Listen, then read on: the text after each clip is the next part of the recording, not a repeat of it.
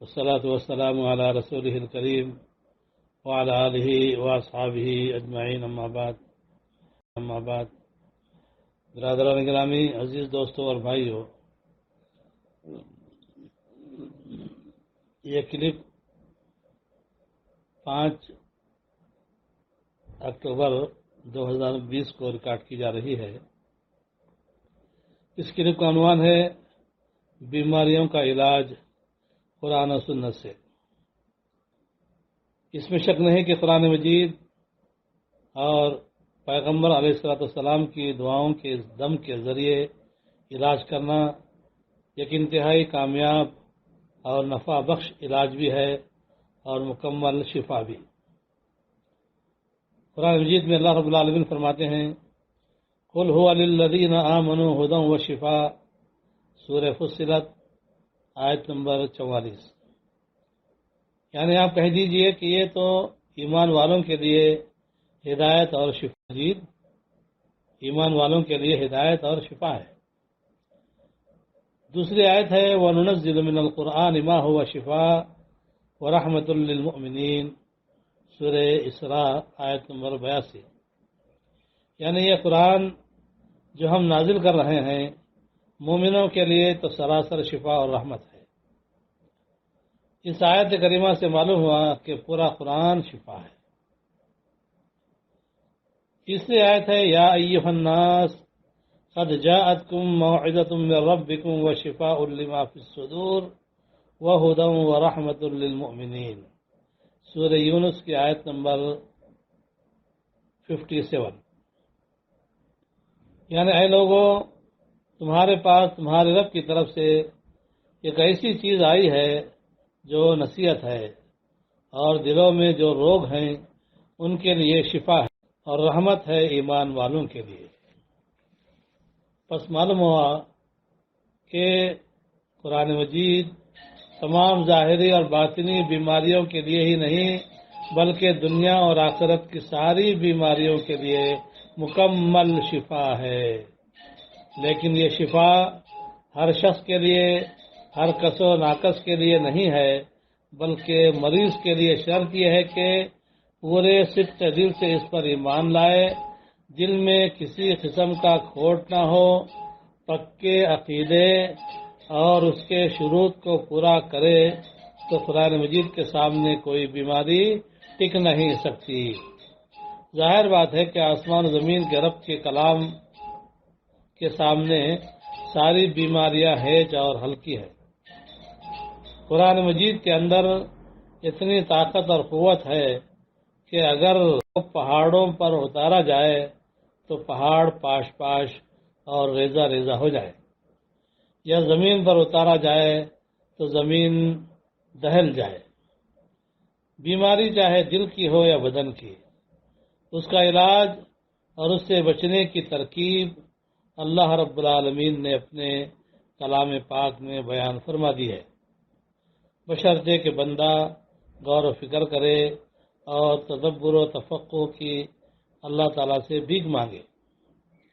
اللہ تعالیٰ نے قرآن مجید میں قلوب و ابدان کی بیماریاں، دلوں اور جسم کی بیماریاں بھی بیان فرمائی ہیں اور ان دونوں کا مکمل علاج بھی بتلایا ہے۔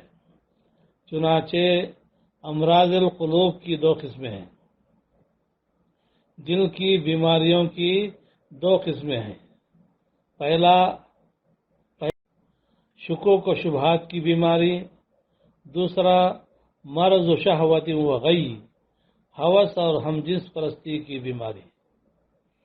اللہ سبحانہ و تعالی نے دلوں کی بیماریوں کا تفصیلی ذکر فرما کر اس کے اسباب اور ان کا علاج بھی بیان فرما دیا ہے۔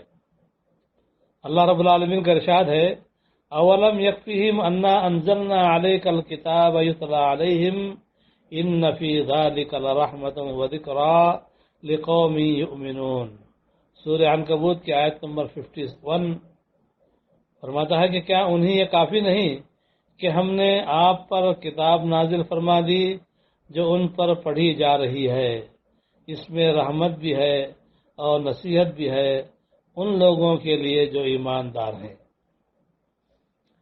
علامہ لم یشفہ القرآن فلا شفاہ اللہ ومن لم یکفہ فلا کفاہ اللہ۔ زاد المعاد کی یہ عبارت ہے کہ جن کو قرآن شفا نہ دے اسے اللہ شفا نہیں دے گا، اور جس کو قرآن کافی نہ ہو اسے اللہ کافی نہ ہوگا۔ اب یہ جو جسمانی بیماریاں ہیں، قرآن مجید نے اس کے علاج معالجے کے اصول اور قواعد کی طرف مکمل رہنمائی فرمائی ہے۔ اس سلسلے میں قرآن مجید 3 قاعدے بیان کرتا ہے۔ نمبر 1، حفظ الصحہ، صحت کی حفاظت۔ صحت کی حفاظت یہ پہلا قاعدہ ہے۔ دوسرا قاعدہ ہے اشیاء سے حفاظت، یعنی جو چیزیں نقصان دہ ہیں ان سے حفاظت کے انتظامات کر لینا چاہیے۔ تیسرا ہے جو مواد فاسد بدن میں ہو، نقصان پہنچانے والا، اس کو بدن سے نکال دینا چاہیے۔ استفراغ المواد الفاسدہ المؤذیہ۔ اگر بندہ قرآن مجید سے بہتر انداز میں علاج کرے تو وہ اس میں شفائے عاجل کے عجیب و غریب اثرات دیکھے گا۔ یعنی قرآن مجید سے اگر علاج کرنا چاہے، شفا حاصل کرنے کی نیت کرے تو اللہ تعالیٰ اپنے کلام مجید کے ذریعے اس کو بے شمار فوائد سے۔ امام ابن القیم رحمۃ اللہ فرماتے ہیں کہ ایک وقت مجھ پر ایسا گزرا ہے مکہ مکرمہ میں کہ ایک مرتبہ میں بیمار پڑ گیا۔ اب وہاں نہ کوئی طبیب تھا نہ کوئی اور دوا میسر ہو رہی تھی۔ میں نے سورۃ الفاتحہ سے خود علاج شروع کر دیا۔ چنانچہ میں نے اس کی عجیب تاثیر دیکھی۔ میں زمزم کا پانی لیتا، اس پر سورۃ الفاتحہ کا دم کرتا اور پی جاتا۔ میں الحمدللہ اس حوالے سے مکمل شفا پائی ہے۔ پھر میں نے دیگر امراض اور دردوں میں بھی یہی نسخہ آزمایا اور استعمال کیا اور بے شمار فائدے محسوس کیا۔ پھر میں نے ہر اس شخص کے لیے جس کو کوئی شکایت ہوتی یہی نسخہ تجویز کرتا تو ان میں سے بدل الوقت میں شفایابی حاصل کر لیتے۔ یہاں تک ابن قیم کا بیان ہے۔ اسی طرح نبی کریم صلی اللہ علیہ وسلم سے ثابت دعاؤں کے ذریعے دم کرنا بھی انتہائی نفع بخش دواؤں میں سے ہے۔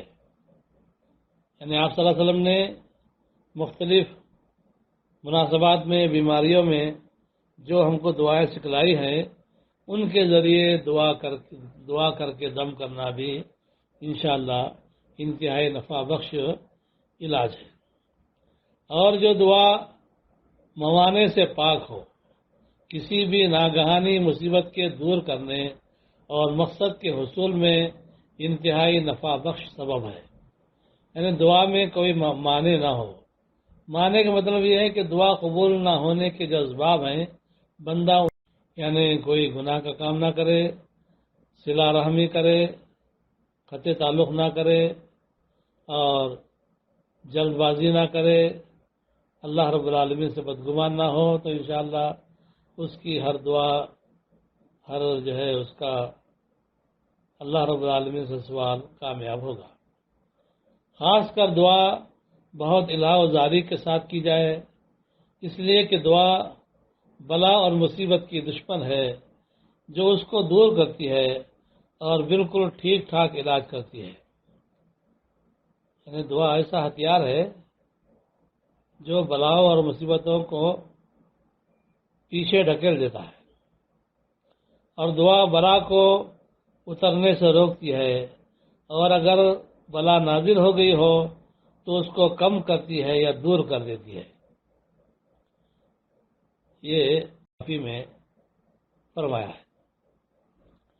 حدیث ہے کہ الدعاء ينفع مما نزل ومما لم ينزل فعلیکم عباد اللہ الدعاء۔ ترمذی حاکم کی دعا جس کو امام البانی نے حسن کہا ہے، یعنی دعا نازل شدہ بیماری میں اور جو ابھی نازل نہیں ہوئی ہے اس میں فائدہ دیتی ہے، لہذا اللہ کے بندو کثرت سے دعا کرنا اپنے آپ پر لازم کر لو۔ دوسری حدیث ہے لا يرد القضاء الا الدعاء ولا يزيد في العمر الا البر۔ حاکم ترمذی کی روایت جس کو امام البانی نے حسن کہا ہے، دعا ہی قضا کو ٹالتی ہے اور نیکی عمر کو بڑھاتی ہے۔ اب یہاں ایک نقطہ سمجھنا ضروری ہے کہ آیتیں، اذکار اور دعائیں اور پناہ مانگی جانے والے تمام کلمات جن کے ذریعے اللہ تبارک و تعالیٰ سے شفا طلب کی جاتی ہے اور ان کے ذریعے دم کرنا بذات خود نافع اور شافی ہے، لیکن اس کے لیے دم کرنے والے کی قوت تاثیر اور اس کے قوت ایمان کی قبولیت درکار ہوتی ہے۔ جب بھی شفا میں تاخیر ہوگی تو سمجھ لیں کہ فاعل کی تاثیر کی کمزوری ہے، یعنی مانگنے والے کے تاثیر کی کمزوری ہے کہ شاید مانگنے والا اس یقین اور ایقان سے پختے ایمان سے وہ دعا شاید نہیں کر رہا ہے، یا مریض ہی عدم قبولیت کا شکار ہے، یا اسی کوئی دعا کی کامیابی کے لیے سد راہ بنی ہوئی ہے۔ اس کے بعد ہم کلپ نمبر 2 میں اسی بیان کی تفصیل کو مزید اور کھول کر واضح کریں گے۔ وآخر دعوانا